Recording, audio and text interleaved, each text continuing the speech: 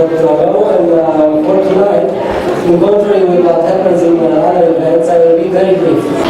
No words about the hot topics of the day. There will be no smart phrases about the energy subject matters. For tonight, my sole goal is to introduce the distinguished guest speakers that accepted our invitation, and most probably make you think with us. However, before the speeches we expected to start, I'll introduce to you and give the floor to my colleague and boss, Julian Harpa, Managing Director of Wing Media Energy Consulting, publisher for Energonomics.ro, and the organizer of Spring Content. For telling you a few words about our plans and what special things we are preparing for you for the rest of the year. Julian, the floor is yours. Mr. Minister, Your Excellence, ladies and gentlemen, good evening everybody and welcome to Energonomics. It's a very difficult period of time for the energy sector, and in that light, it's a need for communication, it's a need for increasing the public debate, it's a need for dialogue. Here we are great honored for your presence here. It's a very, very high density of specialists on each square meters, and if you ask me, it's quite dangerous. I would like to thank you for your presence here, and we appreciate your time for coming. Coming back to the energy sector, I would like to highlight this real need for communication between the companies and authorities. It's a critical dialogue that should be in place in order to ensure the predictability of the fiscal and regulatory environment. From my perspective, at least, it's a critical need for investment, direct investment in the energy sector, and we can reach this kind of investment based on the predictability environment. From the global market, I would like to highlight that the markets are changing. The price of oil and gas are volatile, and this is the real time for redefine the strategy, to increase the transparency, and to put together the strategy to ensure the internal efficiency and external effectiveness. What can I say from the Romanian market? It's we Energonomics are staying in the same place, in the same market and energy sector with you, and we are facing with the same challenges as each company in the energy sector. In that light, I think it's appropriate to stay together, to work together hand in hand, authorities, companies, and media energy companies, to add value and obtain the profitability at the end of the day. In the second part of my speech, I would like to tell you a few words about Energonomics, who you are and what we are going to do. Energonomics, in the first 3 years of its existence, put together 3 main important communication channels. The Energonomics site, with almost 14,000 visitors monthly basis. The second product is the quarterly magazine Energonomics, is on the table. It's pretty hot. Yesterday was issued, and next week you will have it on the company. And the third product is this kind of event, monthly event, dedicated for the specialist. For 2016 is the 4th year of existence, and we like to launch, based on your inputs, community breakfast club that has the goal to increase the sustainability, to increase the communication, and also to put together the ideas of the companies with the same strategy. Energonomics clubs, we like to stay together, to think together, and to develop this kind of strategy. Nevertheless, I would like to let you know that in the summer we'd like to launch a very, very big event. It might be probably done in 31st of May in the Snagov Palace. We have confirmation from the great specialists and also great speakers from abroad. No more disclosure because it's how we are working on. At the end, enjoy the event. I would like the authorities to have a smooth economic and social environment. I would like to the newcomers in the market, European market, to have more transaction profitability in European market, and nevertheless to the private companies to have at least at the end of the year at least $100 per dollar.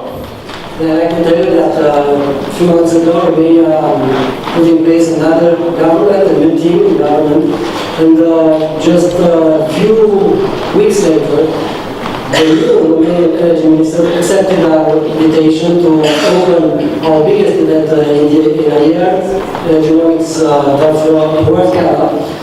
And of course I was very happy. It was a great event, however. And I believe that Mr. Grigorescu also thought it was a great event because he accepted to be with us second time tonight. I welcome Mr. Grigorescu and I give him the floor. Thank you very much. It is difficult to be in a position to be Minister of Energy and participate in so many events because you wonder, you ask yourself what are you going to say next time. Sometimes discussions about the energy sector seem to be repeated, and I will try to give you tonight a little bit of a different speech. I had in mind that every time I had the opportunity to meet with you, I would try to give you a glimpse of where we are and how we go in the energy sector, especially since this year we have an ambitious goal, which is to have an energy strategy finalized by the autumn. I think in general, and I'm really happy to be here, first of all, because I see here a part of a very vibrant energy sector. And your presence here shows that we have, that despite a number of difficulties and a number of things that we consider, they are not in order or not the way they should be or the way we expect them to be. We still have a vibrant and strong energy sector. And you can see that because we are, for some time, a net exporter of energy. We are one of the biggest producers in the region, and I think we have a clear potential to go outside our borders and to be an exporter not only of energy, but an exporter of stability. Sometimes maybe an exporter of good practice. I'm thinking here of my colleagues from the nuclear sector and their safety performance. I'm thinking about other companies who are doing good things and they are benchmarking their sector and in the region. But at the same time, I think it's clear for all of us, and if it's not clear for all of us, please let me state it myself, that we have a number of issues that we are worried about. And I will give you just one example. And I think that is the coal sector, where our worry is most pregnant, most visible. Which means that actually we have a very strong energy sector, but we have a number of issues that are not solved for some time, for many years maybe. And we are now paying the price for it. And I think this is something that we need all of us to take into account, because maybe the coal sector is the one sector where we see this symptom as so much present, but there are probably other sectors or other areas where things could be improved. In this context, our démarche to have this year the energy strategy finalized is even more important. I hope you would agree with me that we have started one of the largest consultations in Romania when it comes to a national strategy. And we hope this large consultation will bring a result that will be sustainable, that will represent some of your views, maybe it will not represent all of them, just because I think we have over 300 specialists who expressed interest and they participate somehow, one way or another, at this very complex exercise. Of course, nobody should expect a manual how the energy system is running. By the end of this, or like a detailed handbook of the energy sector in Romania, but a document that would offer a number of guidelines about where we want to go, what we want to do in the future. And I think this is going to be an important document that would put a proper evaluation benchmark for the policies that we are going to make in the future, so that problems like the one that are faced by the coal sector today will not happen in the future. Because I think that if we wish for this sector to be vibrant, to be important in the European context, we need it to be properly aligned internally. We need to be set on clear economic grounds, on non-discriminatory rules, on a predictable framework, and to allow private initiative to run its course, to make profit, and to make this whole system based on purely objective factors, economic factors, performance-based factors. And I think this is where the strategy could bring an important contribution. Strategy is not the only ingredient that we need, but strategy is important. There is one more short thing. I returned recently from a conference in Berlin, a conference about a transition process of the energy sector from its current status, from the current energy mix, to whatever the future is going to bring us. Probably a greener economy, more renewables, less carbon. I think we are at the beginning of a very interesting process, and I think Romania it's already experiencing this transition. But I think as the time passes, we will experience it even more. I just want to say that I am a big supporter of markets. I believe state policy could be a trigger to open the way to what we call new sectors, new initiatives, or to support what we call infant initiatives. But at the end of the day, markets should decide.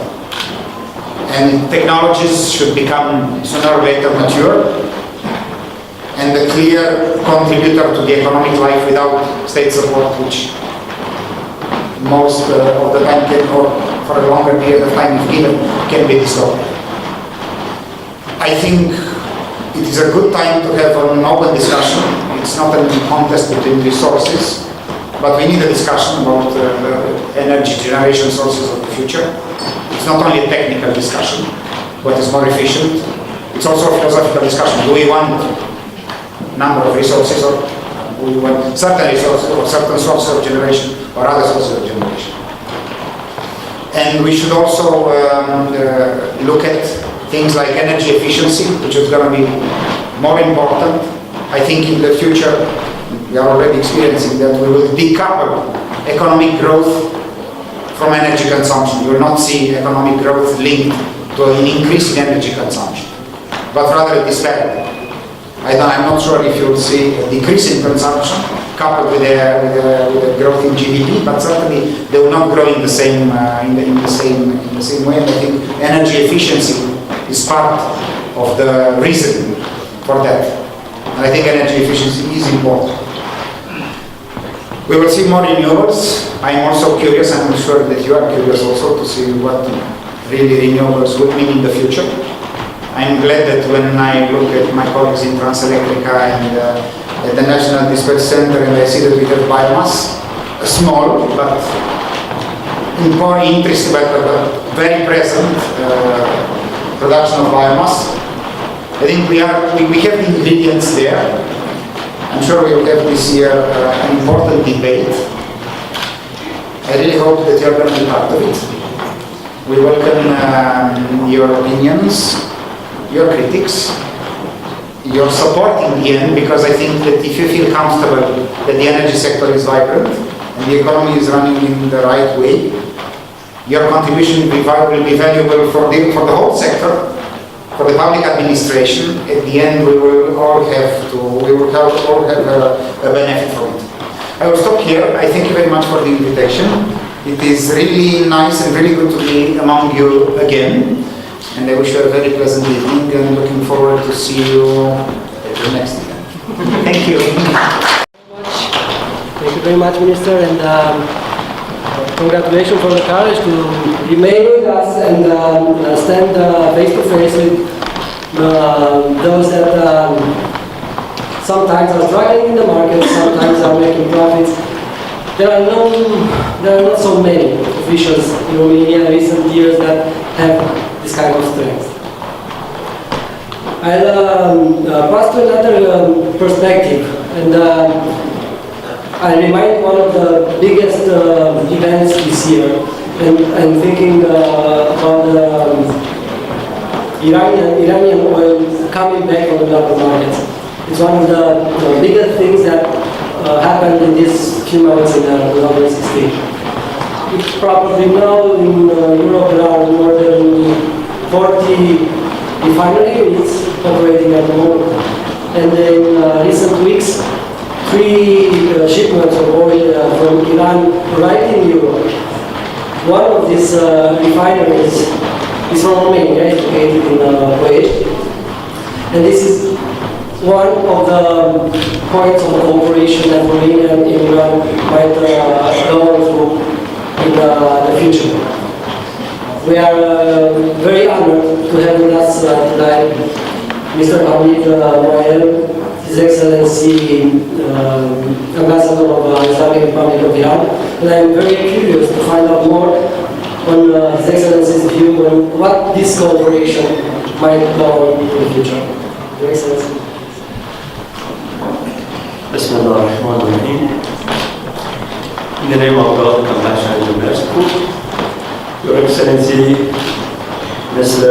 Victor Irigorescu, Minister of Energy of Romania, Mr. Julian Arpa, Managing Director of Romania Energy Consulting, esteemed audience, ladies and gentlemen.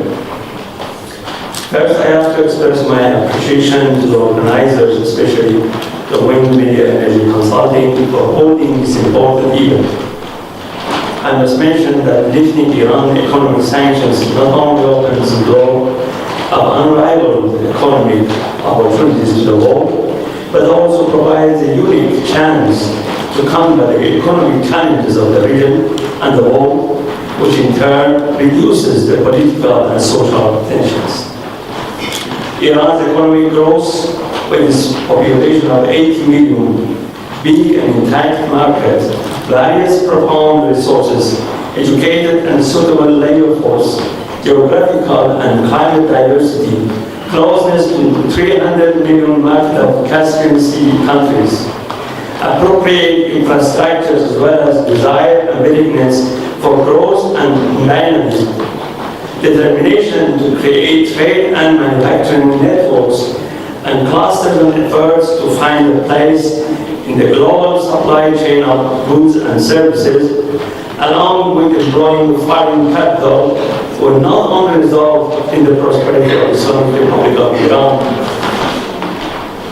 and its investment and trade partners, but also help return of stability and peace to the turbulent Middle East region through deeper and wider links, which in turn lead to job creation, poverty alleviation, and prosperity. The great success of Iran's government in diplomacy and its spillovers to the economy, including sharp fall of inflation from 45 to around 13% in the course of 2 years, and under the most severe embargoes, was widely welcomed and would resume trust and confidence of international investors to enter Iran's market. Iran's approach to long-term bilateral and multilateral cooperation and emphasis on the quality of investment reinforces distrust and confidence. In this regard, the country of Romania, which in the eyes of the Iranians has always been associated with high quality and trustworthy products, will have a considerable chance to enter the Iranian market and establish long-term partnership.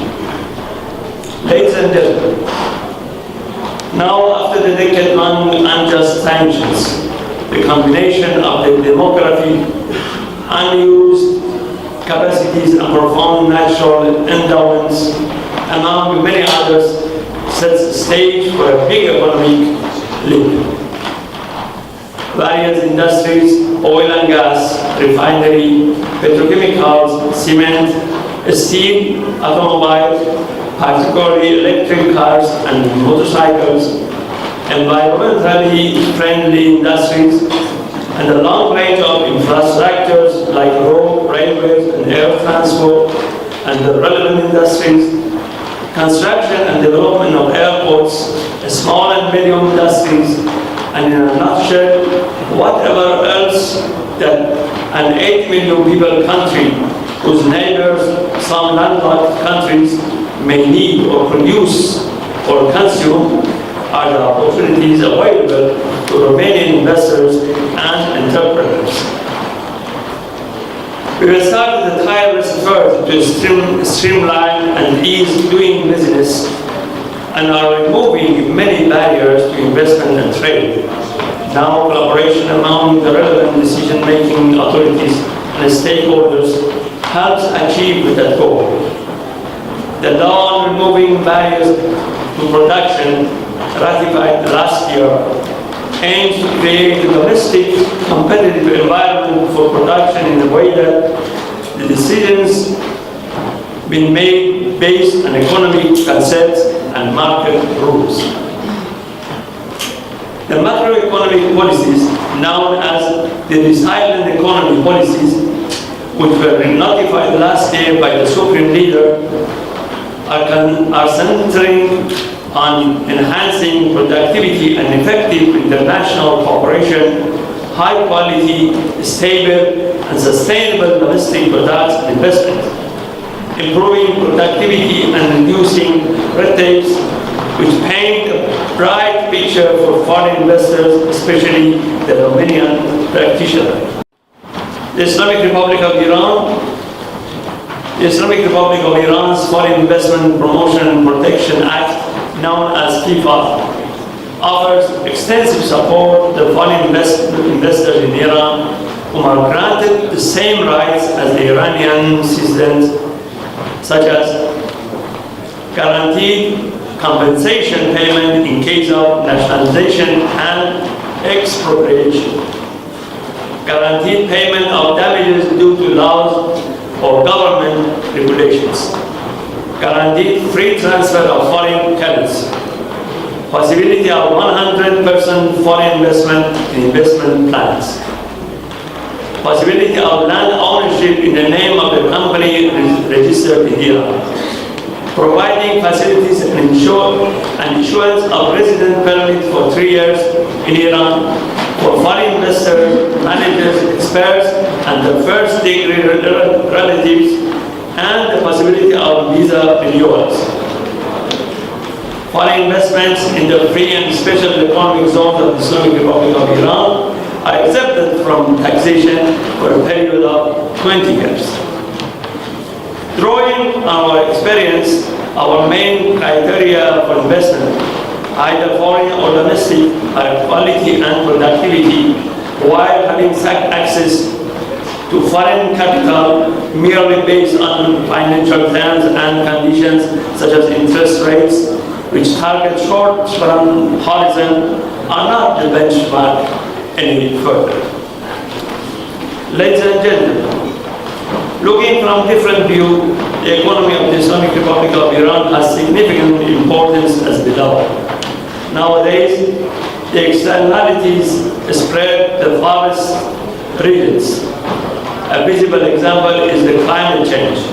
Unfortunately, the chaos and turbulence in the Middle East region, in Syria, Iraq, Palestine, Yemen, and Afghanistan, is claiming the lives of innocent civilians, devastates infrastructures, squanders resources, and leaves long-lasting harmful impacts on the people of these regions and the globe. We should always remain concerned when our neighbor's home is on fire. Just now, some of the negative consequences of insecurities have spread to other parts of the world, especially in Europe. So immediate action is needed to curb the harm. A big portion of these problems stem from weak economic conditions. So a strong economic driving engine in the region shall boost these weak economies and help them out of this turmoil. Islamic Republic of Iran, through its development assistance to Afghanistan and the active role of Iranian firms in Iraq, showed that considers economic and social security of the region and that of the world as intermingled and has the potential to play a crucial role in boosting the regional and global economic conditions. Now that the sanctions have been relaxed, the world economy can benefit from the potentials in Iran's economy. Dear audience, the geographic location of Iran puts it in the crossroads of east-west and north-south. Expanding Iran's road, rail, and air fleets and improving transportation terminals, stations, and ports require huge investments, which in turn earn substantial revenues. The networks provide secure and cheap connecting facilities for the CIS countries, Russia and Afghanistan, to trade through open waters of Persian Gulf in the south of Iran.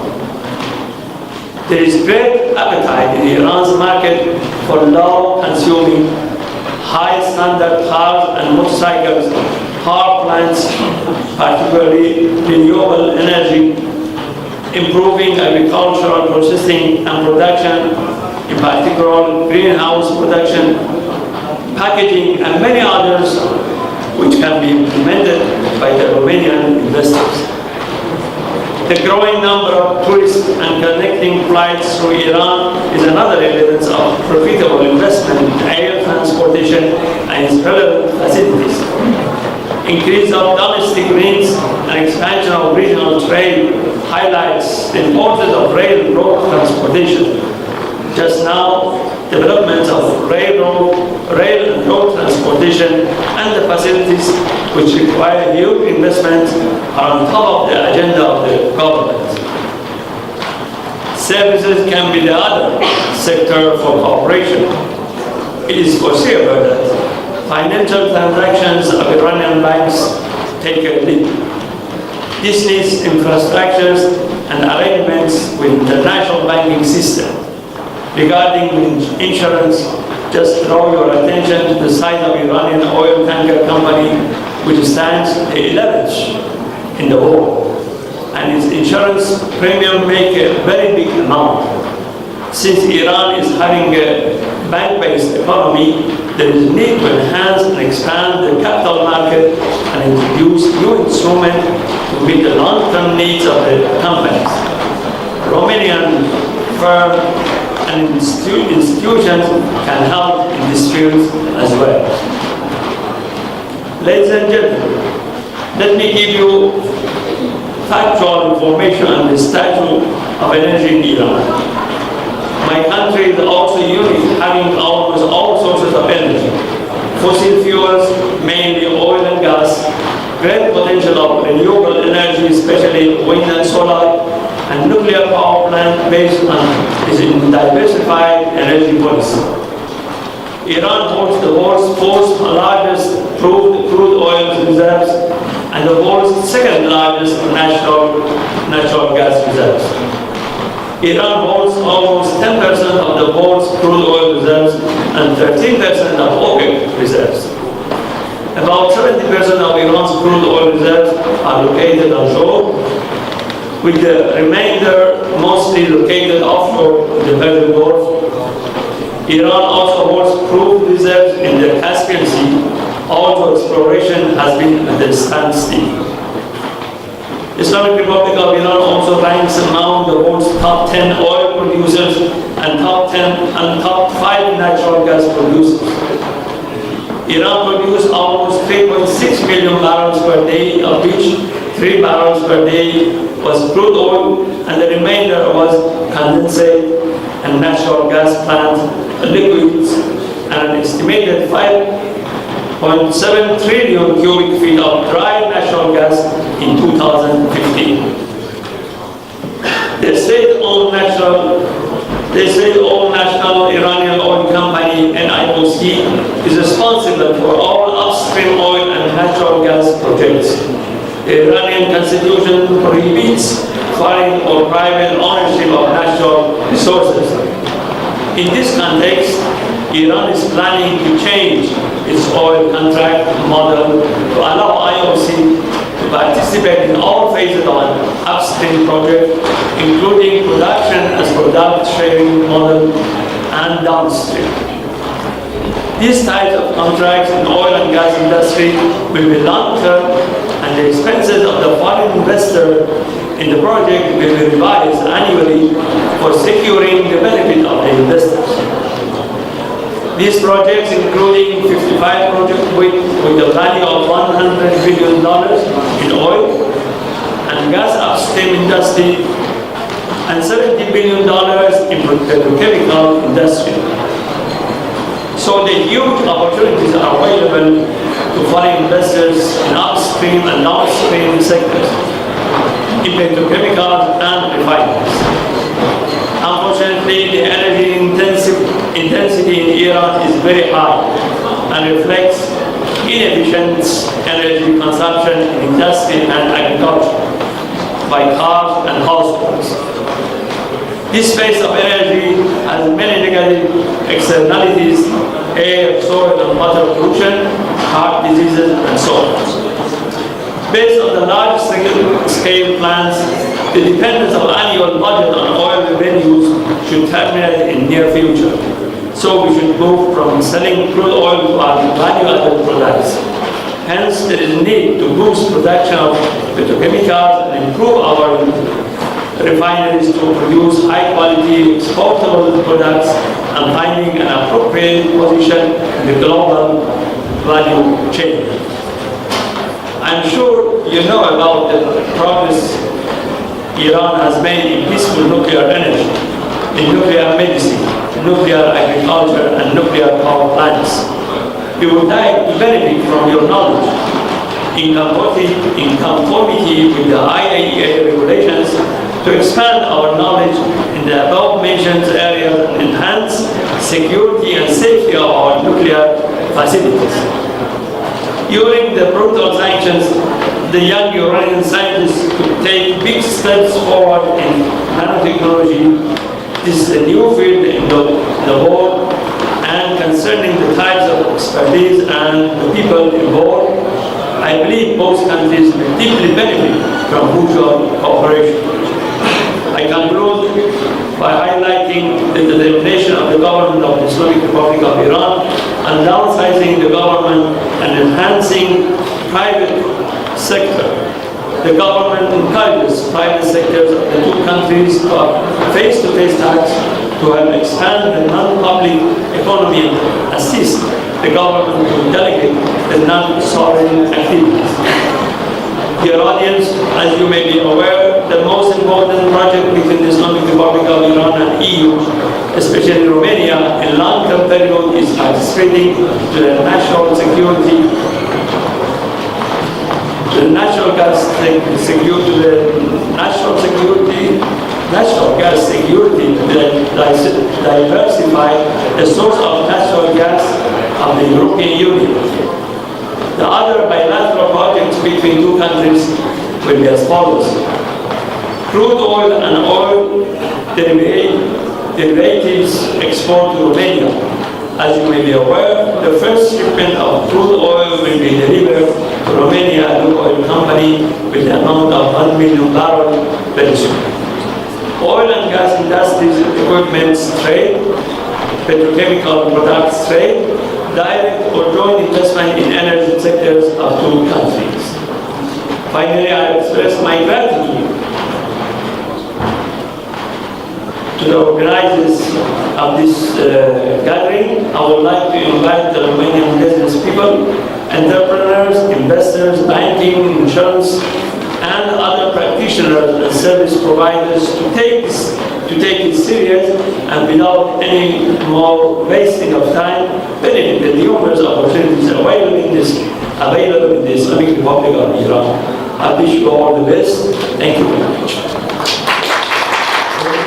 Excellency, for your much needed description of the energy sector in Iran and the opportunities that Romanian companies, energy, and also foreign companies operating in Romania might find in Iran.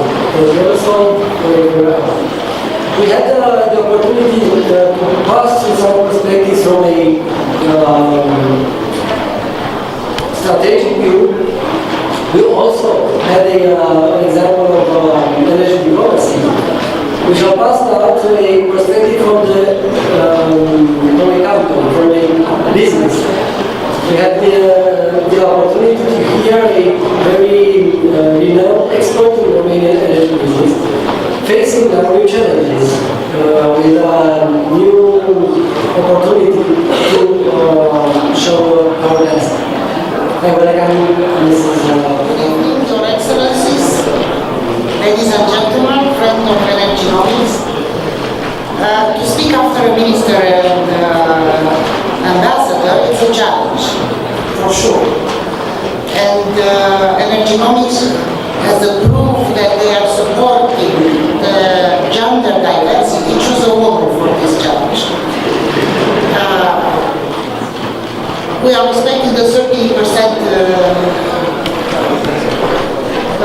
requested by the European. It's an honor for me to be here and to speak in the name of Energovic, a Romanian company, and to be in a position to have the opportunity to present the Romanian company to the ambassador of Iran, showing the capability of the Romanian company. But I will be very brief in the presentation of the company, just to speak that we are a very active company as a general contractor in electrical installation, production of medium voltage and low voltage equipment, solution for protection, SCADA, metering, monitoring system, operation and maintenance of electrical installation. We are a company that we arrive at the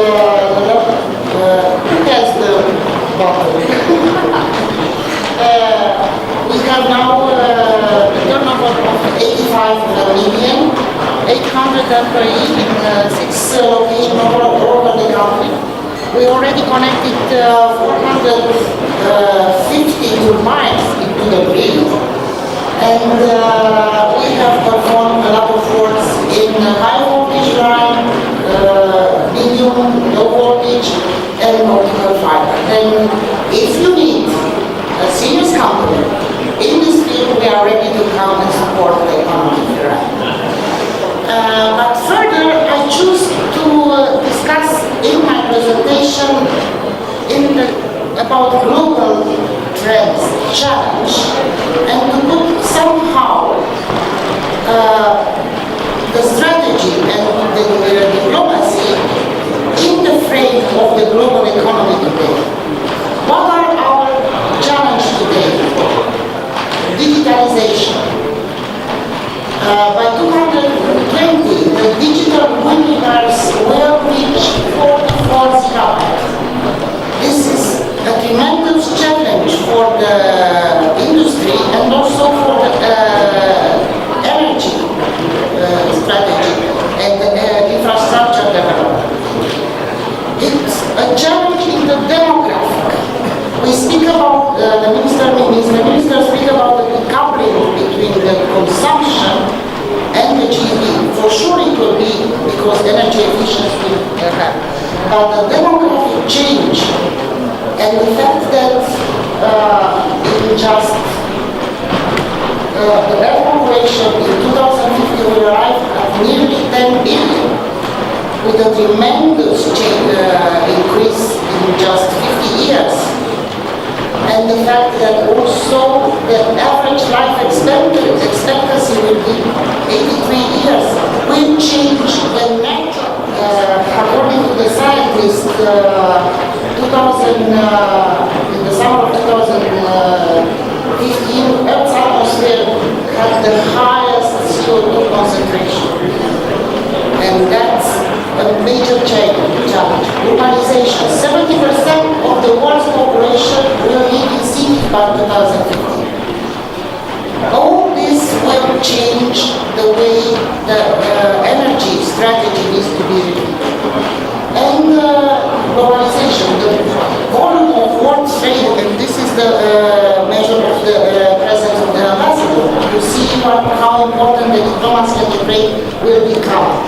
Will nearly double in between 2000 and 2014. And this challenge needs to be really inside the risk maps. The risks today. And this is the matrix of the risk that come out of the Davos Forum. All the biggest minds of the economy in our day put together a map of the risk. It's a challenge, Mr. Minister, and I congratulate you that you are starting the strategy now when this map of risk is populated. 20 years ago when I started my career, and we had a map of risk when we opened the analysis for the strategy, I think that 10 points was on the map. Look how it is today. And one of the challenge and the risk that everybody put on the highest level is the failure of climate change mitigation and adaptation. This is tremendous challenging for the future of this world, for the sustainability. And because this one is also because the large scale of involuntary migration is not related just on what we speak today, and we see from the geopolitical perspective that the people are moving and immigration threat and so on. The debate here is about involuntary migration because of the climate change. It will start to become a concentration of population due to the fact that the climate change will make some places in the world with a huge, impossible to live there. And what is also important is that besides this, there are two other crises. The energy price shock is also important, that water crisis and food crisis that will come. All these risks to consider in the evaluation of a strategy make for us that we are active in the energy that is at the basis of the social development and of the economical development much more challenge. This map of risk shows how important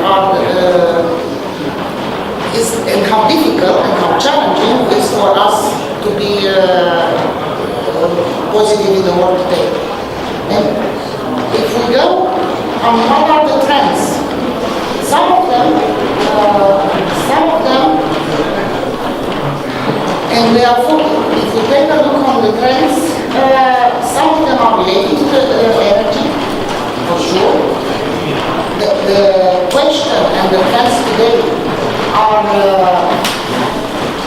a lot of them related to the energy, some of them not, but are impacting the energy.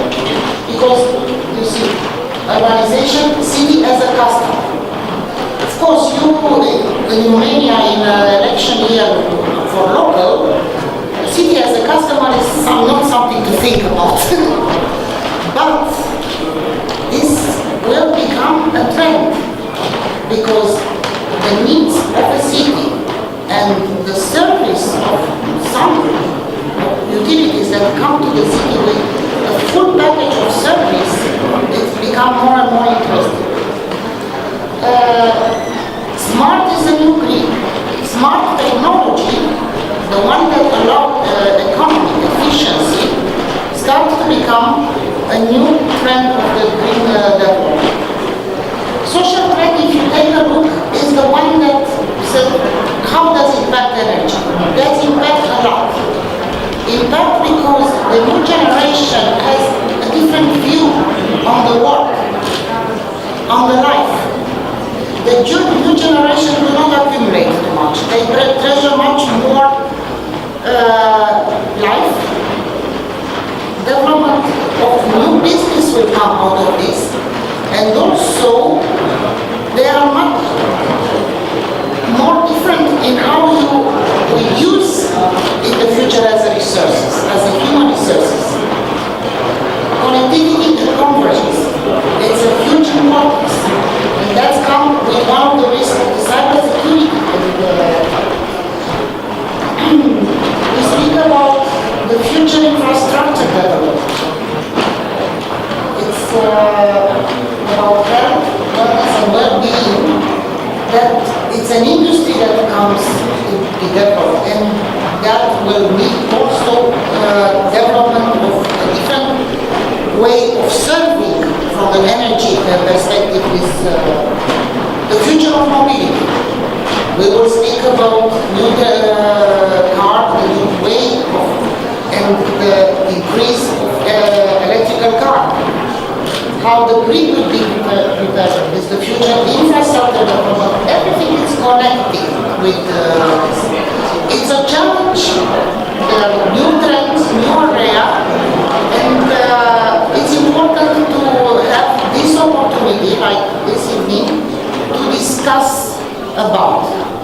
And it's a pity to be just me to discuss. Let's network and discuss all of us about this.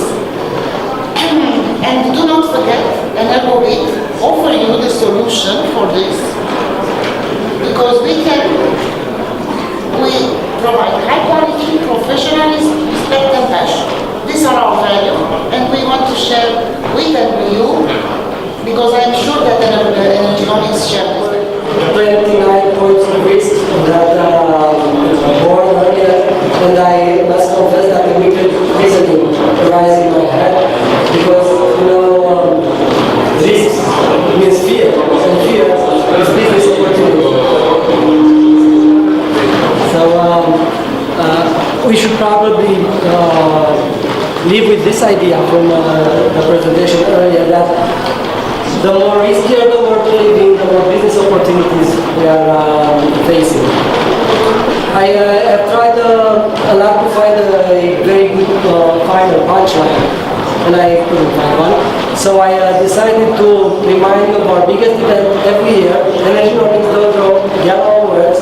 Again, this year we organize this gala to recognize excellency in the Romanian energy sector.